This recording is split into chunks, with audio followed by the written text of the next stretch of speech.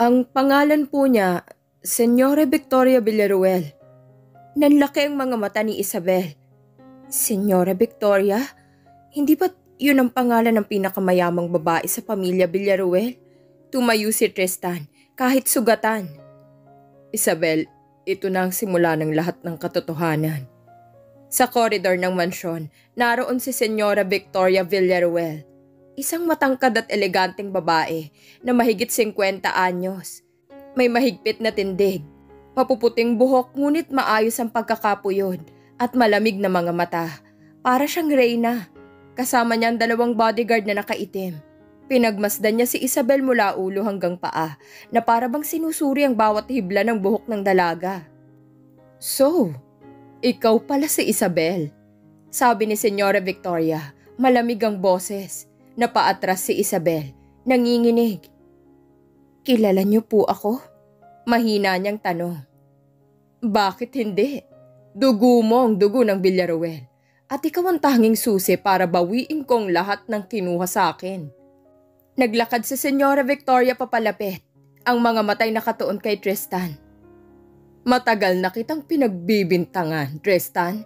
Alam kong ikaw ang kumukuha ng mga share ng Villaruel Holdings at ngayon, ginagamit mo ang batang to para palakasin ang hawak mo sa kumpanya. Sumingit si Tristan, malamig din ang boses. Hindi ko ginagamit si Isabel. Iniligtas ko siya mula sa mga halimaw na kagaya nyo. Halimaw? Baka nakakalimutan mong Villaruel ka rin. Singhal ni Senyora Victoria. Nagulat si Isabel. Ano po? Villaruel si Tristan? Tumitig si Tristan kay Isabel. Oo, Villaruel din ako. Anak ako ng kuya ni Senyora Victoria. Pero matagal na kaming nagkahiwalay ng landas dahil sa kanya. Turo niya kay Senyora Victoria. Mabigat ang tinig ni Senyora Victoria. Bata ka pa lang, lumaki ka na sa galit. Namatay ang magulang mo dahil sa gulo ng pamilya natin. Hindi ko kasalanan yon. Hindi mo kasalanan?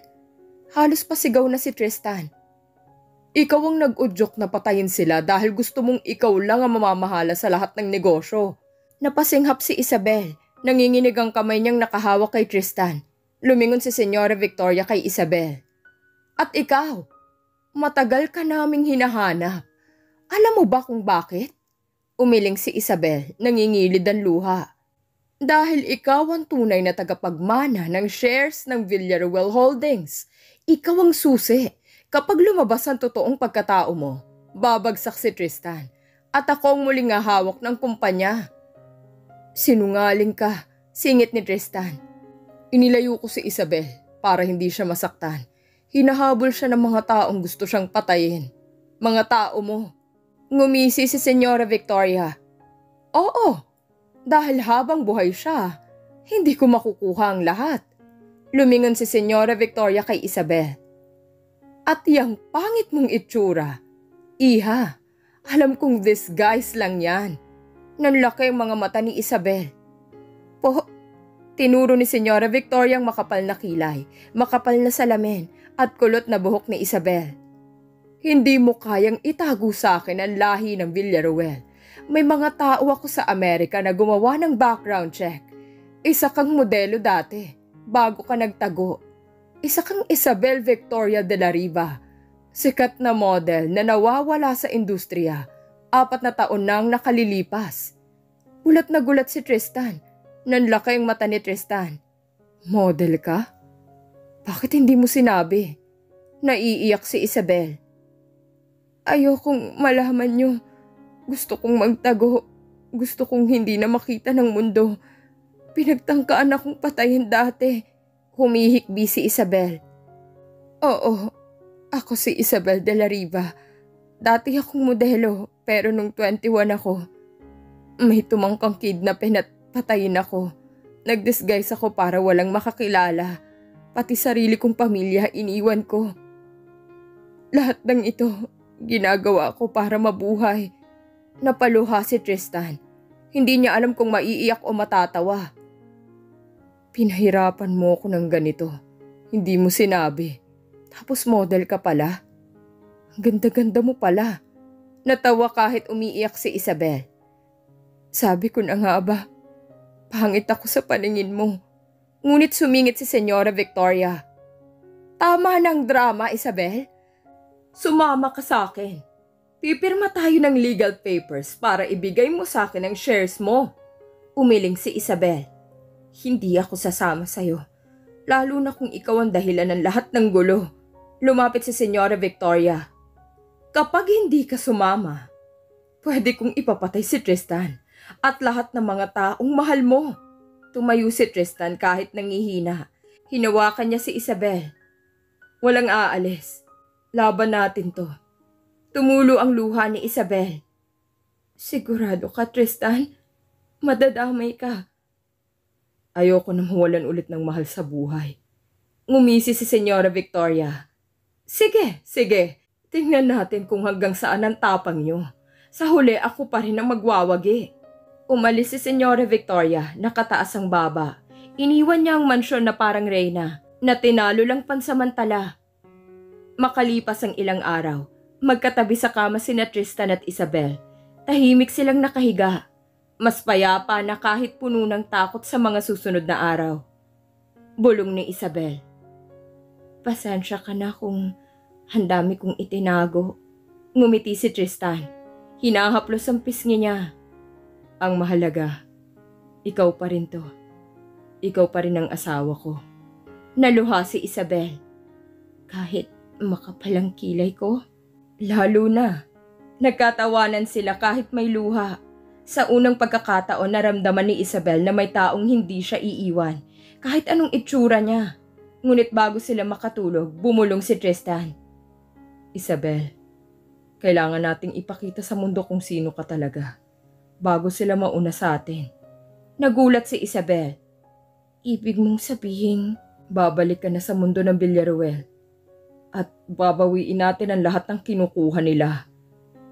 Madaling araw, nasa study si Tristan. Nakaupo sa harap ng laptop. Mukhang wala pang tulog. Hawak ang mga papeles. Dumating si Isabel. Suot ang simpleng white t-shirt at shorts. Hindi na siya nakawig o nakamakapal na kilay. Ang totoo niyang itsura, isang napakagandang babae, ay lumitaw na. Tumingin si Tristan. Nanlaki ang mga mata niya. Shit, hindi ako sanay. Natawa si Isabel. Bakit? Parang may iba akong asawa. Grabe ka pala kaganda. Namula si Isabel, kahit tinatabunan niya ng tawa. Ay nako, puro kakalokohan. Anong ginagawa mo dyan? Huminga ng malalim si Tristan. May nakalap akong impormasyon. Lahat ng illegal na galaw ni Senyora Victoria. Money laundering, fake accounts, bribery, nandito. Pero kulang pa, kailangan natin ng solid na ebidensya para siya ibagsak sa Villaruel Holdings. Nag-isip si Isabel. So, anong plano mo? Simple. Lalabas ka bilang Isabel Victoria de la Riva. Legal na tagapagmana ng shares mo. Aagawin natin pabalik ang kumpanya at ipapakita nating hindi ka basta babae na pwedeng itago. Kinabahan si Isabel. Pero, Tristan, baka mapatay nila ako. Lumapit si Tristan at hinawakan ang mukha ni Isabel. Kung may magtangkang pumatay sa'yo, kailangan muna nilang daanan ako. Naluha si Isabel. Huwag mo naman sinasabi yan. Natatakot ako. Ako rin. Pero hindi ko kayang wala ka. Tumunog ang phone ni Tristan. Tumayo siya agad at sinagot ito. Tristan, kailangan mong pumunta sa emergency board meeting ng Villaruel Holdings. Gusto kang harapin ni Senyora Victoria. May bit-bit siyang legal documents laban sa'yo. Nagtinginan sina Tristan at Isabel. Ito na yon, sabi ni Tristan. Simula na ng digmaan. Makaraan ng ilang oras, naroon na sila sa walk-in closet. Tumitig si Isabel sa sarili sa malaking salamin. Ang dating Isabel, may makapal na kilay, kulot na wig, makapal na salamin, ay wala na. Sa halip isang napakagandang babae na nakasuot ng royal blue corporate dress, eleganteng make-up, simple pero mamahaling alahas. Napaluha siya habang nakatingin sa sarili.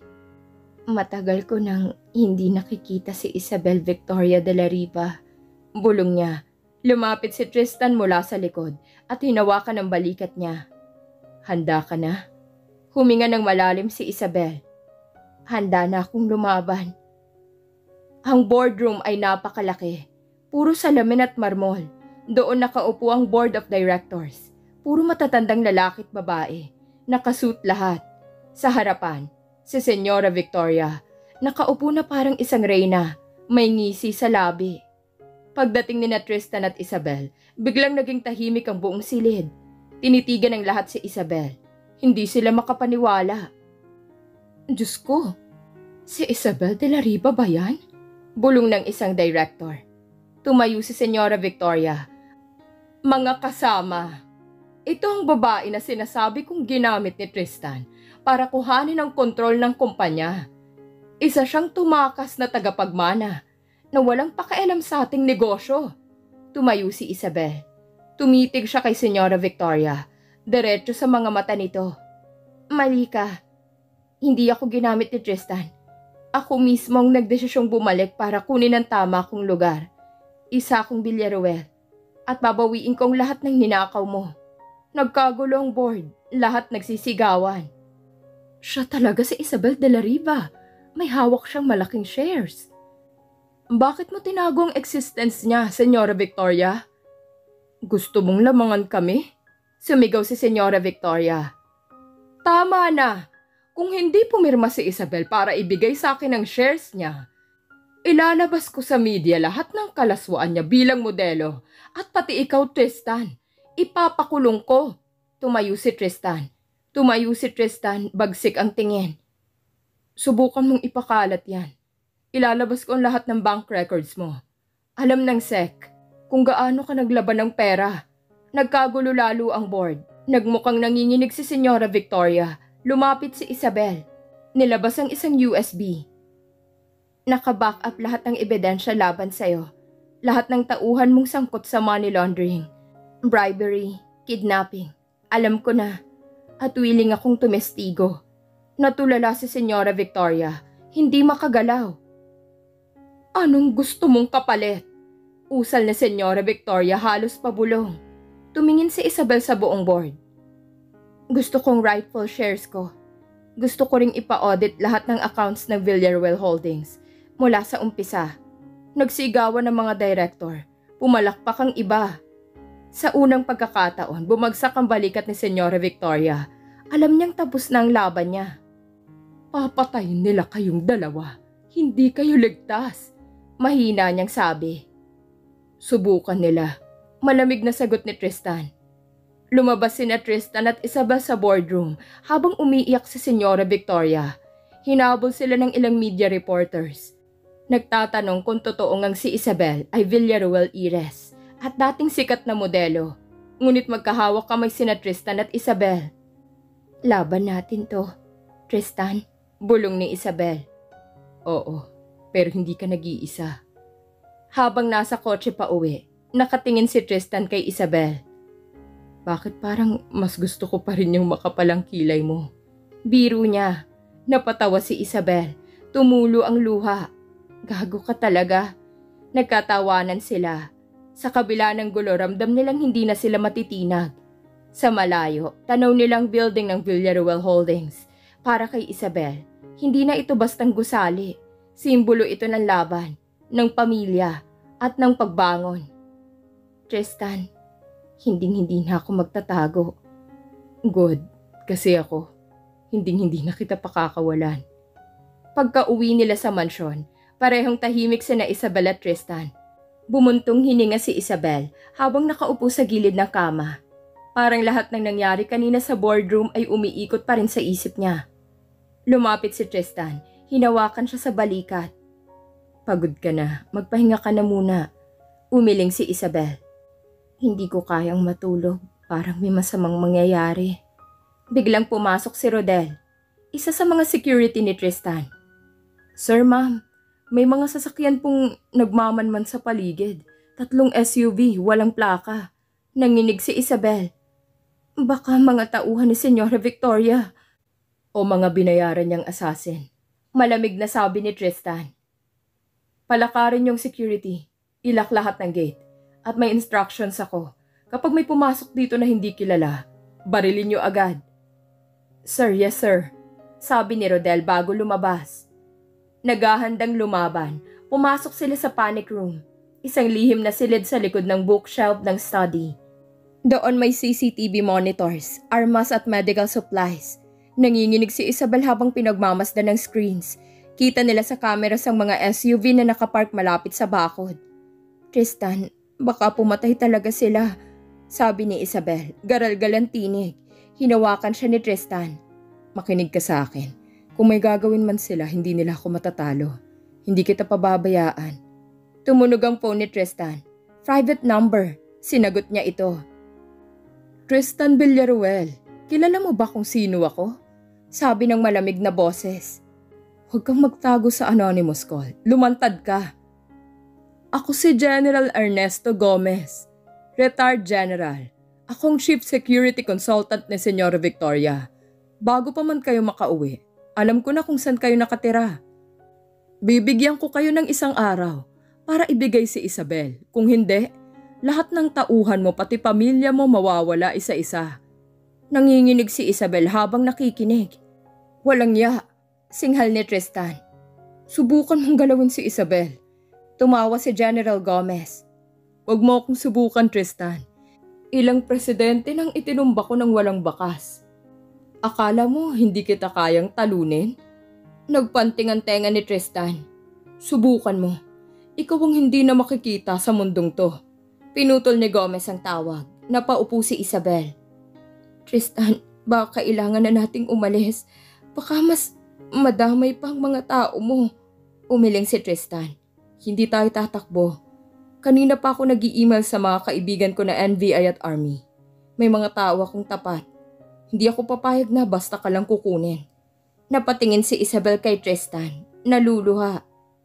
Tristan, alam mo bang kahit noong umpisa pa lang, kahit noong napaka-istrikto mo, naramdaman ko na mahal mo ko. Napangiti si Tristan. Mahal na mahal kita, lalo na ngayon. At kahit malaman kong model ka dati, okay lang. Ako na bahalang bumugbog sa mga nagtatangka sa'yo. Natawa si Isabel kahit may luha. Huwag kang magmacho. Gaganti rin ako kung sakali. Naglabas ng mga armas si Tristan. May mga barel, bulletproof vest at smoke grenades. Kung papasok sila dito, lalaban tayo.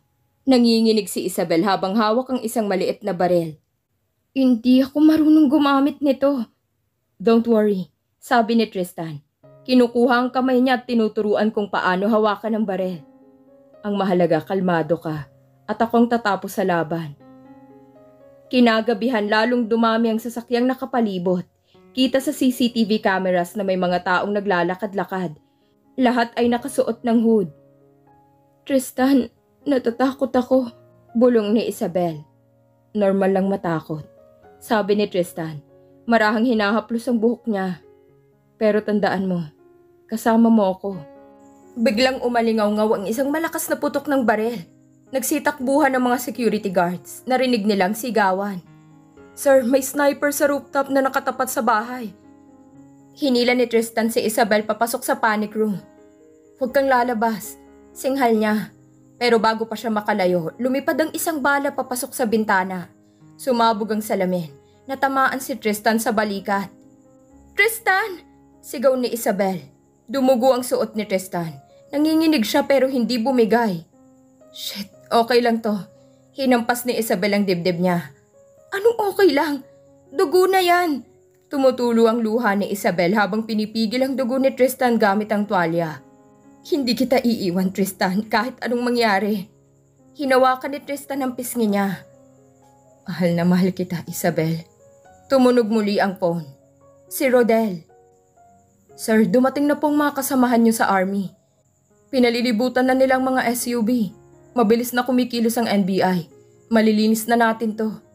Napaluha si Isabel. Salamat, Diyos ko. Pinapasok ni na Tristan at Isabel ang ilang security team. May mga parademic na rin na tinatahi ang sugat ni Tristan. Nakaupo si Isabel, nanginginig pa rin pero hawak ang kamay ni Tristan. Hindi kita pakakawalan, Tristan. Hindi na ako takot. Lalaban ako. Napangiti si Tristan kahit namumutla. Yan ang asawa ko. Ngunit bago matapos ang gabi, nakatanggap uli ng text si Tristan. Hindi pa tayo tapos. Hindi niyo ako matatalo, General Gomez. Hinalikan ni Tristan si Isabel sa noo. Buhay pa rin tayo at magkakasama kahit buong mundo kalabanin natin. Niyakap siya ni Isabel, humihikbi. Basta kasama kita, lalaban ako. Sa labas ng mansyon, patuloy na nag-flash ang mga pulang ilaw ng mga police car at army vehicles. Ngunit sa loob, mahigpit ang hawak ng dalawa sa isa't isa. Para bang walang makakabuwag. Madaling araw na, nasa silid si Tristan nakahiga, nakabandage ang balikat. Sa tabi niya si Isabel, hindi na halos kumukurap sa pagbabantay. Tinitigan ni Tristan si Isabel. Kita niyang takot at pagod sa mga mata nito. Matulog ka na, mahal. Mahina niyang sabi, umiling si Isabel. Baka bigla ka na lang mawalan ng pulso. Hindi naman ako mamamatay sa tama lang sa balikat. Kahit barilin mo ko araw-araw, mabubuhay ako. Basta nandyan ka. Napailing si Isabel. Loko ka talaga. Tahimik silang nagkatitigan. Umupo si Isabel sa gilid ng kama. Tristan, alam mo bang pinangarap kong magkaroon ng pamilya? Pero nawala lahat ng pumasok si Tio Raul sa buhay namin. Tapos, itinapon ako ni Senyora Victoria. Pakiramdam ko walang nagmamahal sa akin. Hanggang sa dumating ka. Kahit suplado ka, kahit akala ko galit ka lagi, ramdam kong minahal mo ko. Sa'yo ko lang naramdaman na mahalaga ako. Hinawakan ni Tristan ang kamay niya. Mahalaga ka. Ikaw ang buhay ko. Lumapit si Isabel. Dahan-dahan niyang hinalikan si Tristan. Mahaba, mariin, puno ng emosyon. Hindi nila alintana ang sugat ni Tristan. Para bang gusto nilang iparamdam sa isa't isa na buhay pa sila at mahal nilang isa't isa. Pagkatapos nagkatinginan sila, parehong kumakabog ang dibdib. Mahal kita, Tristan, bulong ni Isabel. Mahal na mahal kita, Isabel. Kinabukasan nag-meeting si Tristan kasama ang mga tauhan niya. Nasa conference room lahat. May bitbit na mga laptop, tablets, blueprints. Si General Gomez, sanay sa convert ops. Hindi natin siya pwedeng basta salakayin. Kailangan natin siya i-outsmart. Paliwanag ni Tristan. Nagsalita si Rodel. Sir, may movement po si Gomez. May mga offshore accounts kaming na-trace. Bilyones ang nilalabas niya. Mukhang nagpopondo siya para pasabugin ang board ng Villaruel Holdings. Napatayo si Tristan. Anong ibig mong sabihin? Bomba? Tumango si Rodel. Yes, sir. May tauhan siyang demolition expert. Gusto niyang takutin ang board para bumaliktad kay Senyora Victoria. Nang marinig ito ni Isabel, halos matumba siya. Pati board gusto nilang patayin? Tristan, tama na. Umalis na tayo.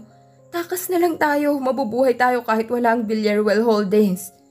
Pero mahigpit ang boses ni Tristan. Hindi tayo tatakbo. Hindi mo naiintindihan, Isabel. Kung hindi natin sila babanggain, habang buhay ka na lang itatago. Hindi ka na magiging malaya.